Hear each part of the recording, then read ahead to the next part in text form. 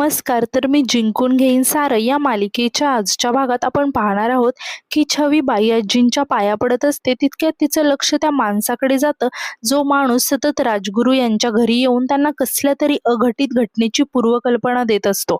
आता छवीचं लक्ष त्या माणसाकडे जातं आणि ती खूपच घाबरून जाते, कारण त्याच्या हातात एक मोठा दगड असतो. हे बघून छवी खूप घाबरून जाते. आता तो माणूस त्याच्या हातातील तो दगड बाई आजींच्या दिशेने फेकतो. हे बघून छवी खूप घाबरून जाते आणि पटकन बाई आजींना बाजूला करते आणि तो दगड लागण्यापासून बाई आजींना ती वाचवते. तर तो दगड आता बाई आजींना न लागता त्यांच्या पाठी असणाऱ्या भिंतीवरच्या फॅमिली फोटोला जाऊन लागतो.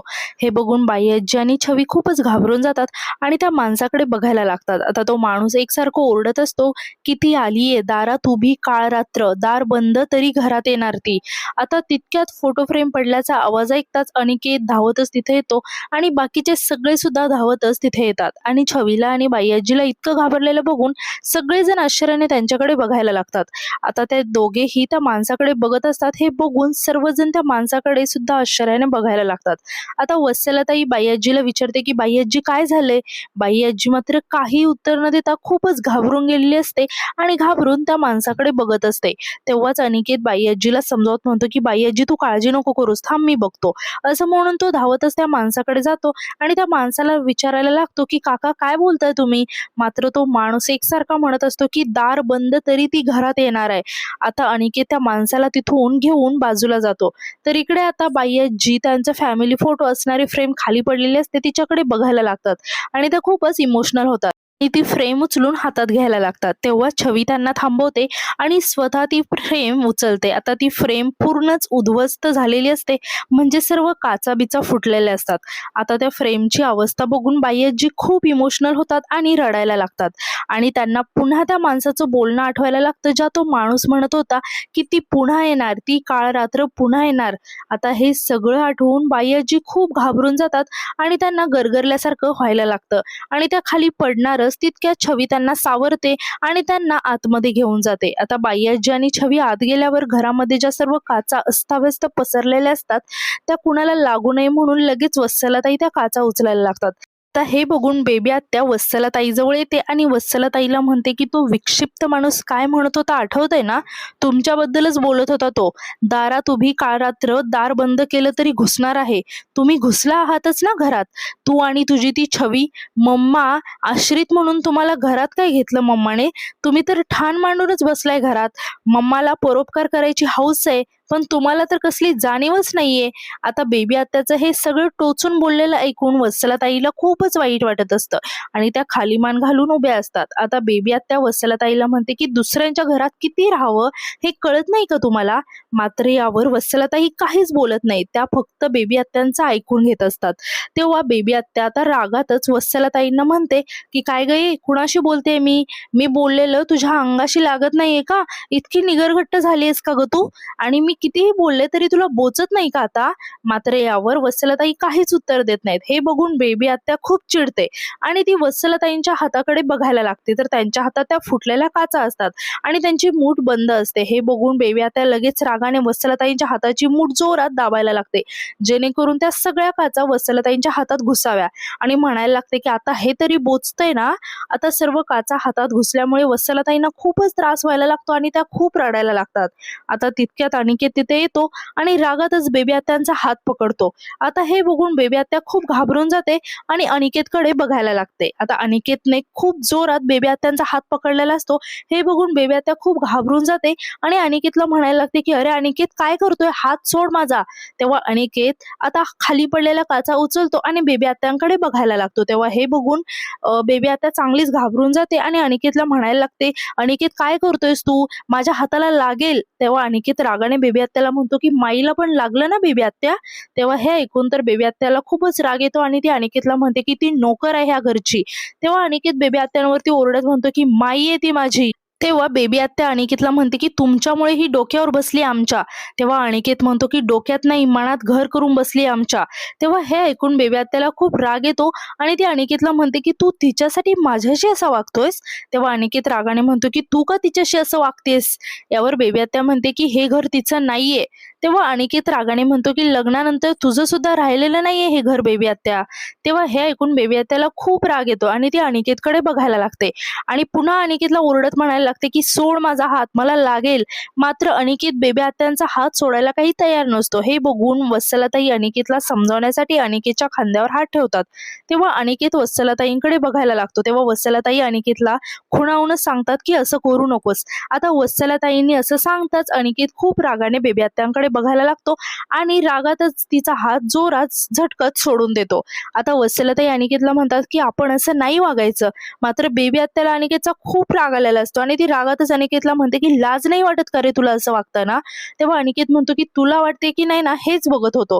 तेव्हा बेबी आत्या अनिकेतवरती ओरडत म्हणते की थोबाडे देई ना तुझ्या. तेव्हा अनिकेत सुद्धा म्हणतो की दे पण रिस्पेक्ट गमावून बसशील बेबी आत्या. आज पण माझ्या माईंच्या संस्कारामुळेच वाचली आहेस तू. पण इथून पुढे माझा हात नाही थांबणार. आता हे ऐकून बेबी आत्या काही न बोलता रागातच तिथून निघून जाते. आता बेबी आत्या तिथून निघून गेल्यावर अनिकेत लगेचच वत्सलाताईंचा हात बघायला लागतो तर त्यांच्या हातात सगळ्या काचा घुसलेल्या असतात आणि त्यातून खूप रक्त वाहत असतं. हे बघून अनिकेतला खूप वाईट वाटतं आणि तो त्यांच्या हातातील त्या काचा काढायला लागतो आणि त्यांना आतमध्ये घेऊन जातो. तर दुसरीकडे छवी ती फुटलेली फोटो फ्रेम घेऊन पुसत असते. तर बाई आजी आता छवीकडे बघत असते. आता छवी बाई आजींची समजूत काढण्यासाठी आणि त्यांचं मन वळवण्यासाठी म्हणते की एका अर्थी बरंच झालं, तसं ही फ्रेम खूप जुनी झाली होती ना आणि पुसली सुद्धा नव्हती कुणी. पण आता बघ याला नवीन काच लागली की फ्रेम नव्यासारखी दिसेल. असं म्हणून ती बाई आजींना ती फोटो फ्रेम दाखवायला लागते. आता बाई आजी त्या फोटो फ्रेम वरून हात फिरवायला लागते आणि खूपच इमोशनल होते आणि छवीला म्हणते की फ्रेम नवी आहे ग पण जखमा जुन्या आहेत ग. पुन्हा तो संकेत तोच माणूस तेव्हा तेव्हा सुद्धा तो माणूस असाच काहीतरी बोलत होता ग छवी. छवी काय आहे माहितीये का माणसाच्या तोंडून ना कधी कधी नियती बोलत असते बघ. असं म्हणून बाई आजी खूप घाबरून जातात. तेव्हा आता बाई आजींना इतकं घाबरलेलं बघून छवी त्यांना समजवायला लागते आणि म्हणते की बाई आजी तू शांत हो आधी. आता बाई आजी खूपच रडायला लागते. तेव्हा छवी त्यांना म्हणते की बाई आजी अगं तूच नेहमी मला सांगते ना की माणसाचा सर्वात मोठा शत्रू हे त्याचं मन असतं. अगं शत्रू सुद्धा असा विचार नाही करत, तसं आपलं मन आपल्याच बद्दल करत असतं. आपल्याला घाबरवत असतं, शंका निर्माण करत असतं आणि असं कधी होणारच नाही याची भीती सुद्धा घालत असतं. तसंच होतंय आता तुझं. तेव्हा बाई आजी छवीला म्हणायला लागते की नाही नाही छवी तोच माणूस होता, असंच काहीतरी बडबडत होता ग तेव्हा तो. तेव्हा छवी म्हणते की अगं बाई आजी तो माणूस विक्षिप्त होता. तेव्हा बाई आजी म्हणते की अगं पण तो बोलला ना, तो खरं बोलला ग. 15 वर्षापूर्वी तो असाच बोलला होता, माझा शरद आणि सावित्री असं म्हणून बाई आजी खूप रडायला लागते. तेव्हा छवी बाई आजींची समजूत काढत त्यांना म्हणते की बाई आजी अगं एरवी तू कुठल्याच गोष्टींना घाबरत नाहीस, मग आता सुद्धा नको ना घाबरूस. तेव्हा बाई आजी छवीला म्हणते की छवी गुरुजींना बोलावून घे, मला बोलायचंय ग त्यांच्याशी. हा योगायोग नाहीये, नक्कीच काहीतरी घडणार आहे बघ, काहीतरी भयंकर घडणार आहे. असं म्हणून त्या पुन्हा घाबरून त्यांच्या त्या फॅमिली फोटो फ्रेम कडे बघायला लागतात. तर दुसरीकडे अनिकेत वत्सलाताईंना किचन मध्ये घेऊन येतो आणि त्यांचा तो रक्ताने माखलेला हात धुवायला लागतो. तर रक्त येत असल्यामुळे आणि काचा हातात घुसल्यामुळे वत्सलाताईंना खूपच त्रास होत असतो. तर हे बघून अनिकेतला खूप वाईट वाटत असतं. आता अनिकेत वत्सलाताईंचा हात धुत असतो तेव्हाच वत्सलाताई त्याच्याकडे खूप कौतुकाने बघत असतात. आता यानंतर अनिकेत वत्सलाताईंच्या हाताला मलम लावायला लागतो आणि इतकी जखम झालेली बघून त्याला खूप वाईट वाटत असतं आणि तो त्या जखमेकडे बघून खूपच रडायला लागतो. तेव्हा हे बघून वत्सलाताई अनिकेतला समजवत त्याचे डोळे पुसायला लागतात आणि म्हणतात की बाळा. तेव्हा अनिकेत खूप रडायला लागतो आणि वत्सलाताईंना म्हणतो ही माई का थांबवलंस ग तू मला. ती बेबी आता सतत त्रास देत असते तुला, वाटेल ते बोलत असते नेहमी आणि इतकं सहन करणं ही चांगली गोष्ट नाहीये ग. कधी कधी खणखणीत उत्तर देऊन गप्प करायचं असतं समोरच्याला आणि आज मी तेच करणार होतो. असं गप्प केलं असतं ना तिला की इथून पुढे आयुष्यात तुझ्याकडे डोळे वर करून बघायची हिंमत सुद्धा झाली नसती तिची. पण थांबवलंच तू मला. मात्र वत्सलाताई काहीही न बोलता अनिकेतकडे खूपच इमोशनल होऊन बघत असतात. आता अनिकेत वत्सलाताईंना म्हणतो की माई अगं तुझ्याशी बोलतोय मी, का थांबवलंस तू मला. तेव्हा वत्सलाताई अनिकेतला म्हणतात की त्यांचा राग कळतो मला आणि म्हणते की "अनिकेत, अरे तुम्ही खूप लहान होता रे, अगदी समजून घ्यायच्या वयात सुद्धा नव्हता. त्यामुळे तुम्ही मला तुमच्या आयुष्यात अगदी चटकन आपलंसं केलं, सामावून घेतलं. पण त्यांचं तसं नाहीये ना. हे घर त्यांचं आहे, त्यांच्या आईचं आहे, भावाचं आहे, भाच्यांचं आहे. मी बाहेरची आहे आणि त्यांची हक्काची जागा घेऊन बसले. त्यामुळे ते चिडणारच ना रे माझ्यावर आणि हा राग राहणारच आहे. मी बोलून काय उपयोग आहे सांग मला?" तेव्हा अनिकेत खूप रडायला लागतो आणि म्हणतो, की "नाही, मला नाही पटत आहे गं तुझं हे बोलणं. तू तुझ्या पद्धतीने समजून घेतेस, पण मला नाही पटत आहे हे सगळं. मला सांग, तुला आम्ही आमच्या घरात आपलं मानतो ना, का कारण आम्हाला आमची आई सोडून गेली, त्यानंतर तू तिची जागा कधी घेतलीस हे आमचं आम्हाला सुद्धा नाही कळलं. तू लहानाचं मोठं केलंयस आम्हाला. सगळ्यांना त्या बेबी आत्याने नाही केलं आम्हाला लहानाचं मोठं. ती घरातली असून सुद्धा नाहीये. तिचा राग आमच्यावर असायला हवा ना मग. तुझ्यावर काय आहे? तुझ्यावरचा राग राग नाहीये, तर अन्याय आहे आणि तुझ्यावर होणारा अन्याय मी आज, उद्या, पुढे कधीही नाही सहन करणार." असं म्हणून तो माईच्या म्हणजेच वत्सलाताईंच्या हाताला पट्टी करायला लागतो. आता वत्सलाताई खूपच कौतुकाने आणि इमोशनल होऊन अनिकेतकडे बघत असते आणि त्या त्याला म्हणतात, की "तुला एक गोष्ट सांगू? कान्हा जेव्हा रुसायचा ना, तेव्हा त्याला त्याची यशोदा माई सांगायची, की "कान्हा, तुला तुझ्या आईने, देवकीने माझ्या कुशीत दिलं. कारण तिला असं वाटतं, की यशोदा माझ्या कान्हाच्या डोळ्यातून पाणी काही येऊ द्यायची नाही. त्यामुळे तू रडलास ना, की माझ्यापेक्षा देवकीला वाईट वाटेल." तेव्हा हे ऐकून अनिकेत खूपच इमोशनल होतो आणि तो पुन्हा खूप रडायला लागतो. तेव्हा वत्सलाताई अनिकेतचे डोळे पुसत त्याला म्हणते, की "अजिबात रडायचं नाही. हे बघ, कुणी काहीही बोलू दे, कसंही वागू देत. तू माझा कान्हा आहेस की नाही? या यशोदेचा कान्हा. दुसरं काही नकोय मला." तेव्हा अनिकेत खूप रडायला लागतो आणि वत्सलाताईंना पटकन मिठी मारतो. तर दुसरीकडे साकेतच्या ऑफिसमध्ये शांभवी आलेली असते. म्हणजे ती आता त्याची सेक्रेटरी आहे, तर त्याच्या पाठीपाठी फिरत असते आणि ॲक्सिडेंटमुळे तिच्या पायाला थोडंसं लागल्यामुळे ती लंगडत चालत असते. साकेत तिकडे कुणाशी तरी फोनवरती बोलत-बोलत आतमध्ये निघून जातो. तर त्याच्या पाठी शांभवी लंगडत-लंगडत जात असते. तेव्हाच आता ऑफिसमधील एक माणूस शांभवीला लंगडताना बघून तिला विचारतो, की "काय हो? काय झालंय पायाला?" तेव्हा शांभवी त्या माणसाला सांगते, की "काही नाही, थोडंसं पाय मुरगळलाय हो." तेव्हा तो माणूस म्हणतो, की "मग सुट्टी घ्यायची होती ना ऑफिसमधून." तेव्हा शांभवी म्हणते, की "नाही, असं कसं चालेल? कामं किती पेंडिंग आहेत." तेव्हा तो माणूस म्हणतो, की "याला म्हणतात डेडिकेशन. पण काळजी घ्या." आता तितक्यात शांभवीला तिच्या बहिणीचा म्हणजेच कामिनीचा फोन येतो.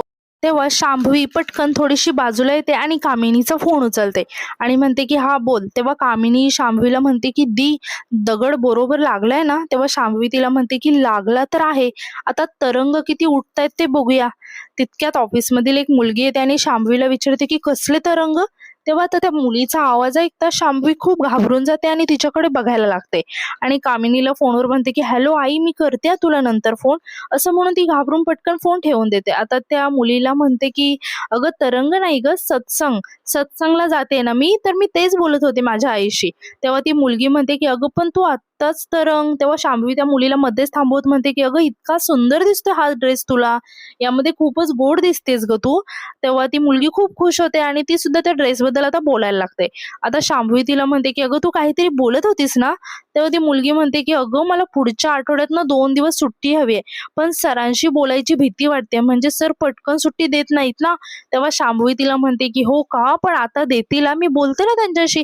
तुला देतील ते सुट्टी, बोलते मी त्यांच्याशी." तेव्हा ती मुलगी आता हे ऐकून खूप खुश होते आणि शांभवीचे आभार मानायला लागते आणि तिचं कौतुक सुद्धा करायला लागते आणि म्हणते, की "तू किती भारी आहेस गं." अनिकेत सर म्हणतात ना ते अगदी बरोबर आहे. ती छवी ना उगाच कोणावरही संशय घेते. तेव्हा शांभवी म्हणते, की "ठीक आहे गं, नाही वाईट वाटत मला." आता ती मुलगी पुन्हा एकदा शांभवीचे आभार मानून तिथून निघून जाते. तर शांभवी इकडे साकेतच्या केबिनकडे बघायला लागते आणि समोर साकेतला बघून ती खूप रागाने एकटक त्याच्याकडे बघायला लागते. तर इकडे घरी वत्सलाताई किचनमध्ये काहीतरी काम करत असतात आणि छवी सुद्धा तिथेच असते आणि ती गुरुजींशी फोनवरती बोलत असते. आता फोनवर बोलून झाल्यावर वत्सलाताई छवीला विचारते, की "काय गं, कसलं अर्जंट काम आहे?" तेव्हा छवी म्हणते, की "अगं तू मगाशी बघितलंस ना बाई आजीला किती घाबरली होती ती. दरवेळेस तो माणूस येतो आणि काहीतरी बडबडून निघून जातो आणि बाई आजी मग टेन्शन घेत बसते. मी बोलले तिला खूपदा, की नको त्या माणसाकडे लक्ष देऊस, पण अगं ऐकतच नाहीये. तो येतो, काहीतरी बोलतो, मग ही डिस्टर्ब होऊन जाते आणि काळजी करत बसते उगाच. मी सांगणार आहे आता बाई आजीला, की आपण त्या माणसाला एखाद्या चांगल्या इन्स्टिट्यूटमध्ये टाकूया." तेच ती मगाशी मला म्हणत होती, की "गुरुजींना एकदा कॉल कर, तिला पुढचं भविष्य जाणून घ्यायचं." म्हणून मी गुरुजींसोबतच फोनवरती बोलत होते. तेव्हा आता हे सगळं ऐकून वत्सलाताई थोडीशी इमोशनल होते आणि म्हणते, की "एखादा असा धक्का बसला ना, की तो माणूस सहजासहजी त्यातून बाहेर येत नाही गं आणि अचानकच आता त्यांच्या हाताला ज्या हाताला जखम झाली तो हात एका भांड्याला लागतो आणि त्यांना खूपच वेदना होतात आणि त्या ओरडायला लागतात. तेव्हा हे बघून छवी खूप शॉक होते आणि वत्सलाताईंकडे बघायला लागते आणि विचारायला लागते की आई काय झालं आणि ही एवढी पट्टी का बांधली हाताला, असं म्हणून छवी वत्सलाताईंना लगातार प्रश्न विचारायला लागते. तेव्हा वत्सलाताई तिला शांत करत म्हणतात की शांत हो आधी आणि हळू बोल, इतकं काही नाही झालेलं आहे, ते काचेचे तुकडे उचलले ना मी तर ती काच लागली असेल. तेव्हा छवी वत्सलाताईंना म्हणते की आई काय झाले ते सांगणार आहेस का तू? तेव्हा वत्सलाताई विषय बदलत छवीला म्हणतात की तू आधी बाई आजीला पाणी नेऊन दे. मात्र छवी एकटक वत्सलाताईंकडे बघत असते आणि त्यांना म्हणते की तू सांगणार नाहीयेस, असं म्हणून ती पाण्याचा ग्लास तिथेच ठेवून देते आणि वत्सलाताईंना म्हणते की तू जोपर्यंत सांगणार नाहीयेस ना तोपर्यंत मी इथून कुठेच नाही जाणार आहे. आणि ती पुन्हा वत्सलाताईंना विचारायला लागते की सांग मला काय झालं तुझ्या हाताला. आणि ती वत्सलाताईंचा हात हातात घेऊन म्हणते की हे बघ, हे लागल्यासारखं वाटत नाहीये, आई कुणी हे मुद्दाम केलंय का? मात्र यावर वत्सलाताई काहीच बोलत. तेव्हा हे बघून छवी म्हणते की बेबी आत्या. तेव्हा वत्सलाताई अशा गप्प बसलेल्या बघून छवीच्या पटकन लक्षात येतं आणि ती रागातच ओरडत म्हणते की अक्कल नाही का ग त्या बेबी आत्याला, तू का नाही सांगितलंस बाई आजीला की तिने. तेव्हा वत्सलाताई छवीच्या तोंडावर पटकन हात ठेवतात आणि तिला गप्प करत म्हणतात की मी नाही सांगणार आहे आणि नाही सांगायचंय मला, मी ही पट्टी काढून टाकते, छोटी लावते, मग ती त्यांना नाही दिसणार आणि हा विषयही वाढणार नाही. तेव्हा हे बघून छवीला खूपच वाईट वाटतं आणि ती वत्सलाताईंकडे बघायला लागते. तेव्हा वत्सलाताई छवीला म्हणतात की हे बघ, एक गोष्ट लक्षात ठेव, मी बाईंकडे बेबीताईंची तक्रार नाही करणार आहे, नाहीतर त्या बेबीताईंना ओरडतील आणि आपल्यामुळे बेबीताईंना त्रास होईल, कळलं? तेव्हा हे ऐकून छवीला खूप वाईट वाटतं आणि ती वत्सलाताईंकडे बघायला लागते. आणि आजचा एपिसोड इथेच संपतो. तर उद्याच्या एपिसोडमध्ये आपण असं पाहणार आहोत की बाई आजीने छवीला गुरुजींना बोलवायला सांगितल्याप्रमाणे आता गुरुजी घरी आलेले असतात. आणि ते बाई आजींना म्हणतात की फक्त तुम्हालाच नाही तर अख्ख्या घरालाच धोका आहे आणि यातून तुम्हाला एकच स्त्री वाचवू शकते, जी स्त्री तुमच्या घराण्याचा वंश पुढे चालवेल. तेव्हा बाई आजी गुरुजींना म्हणतात की म्हणजे या घरची सून.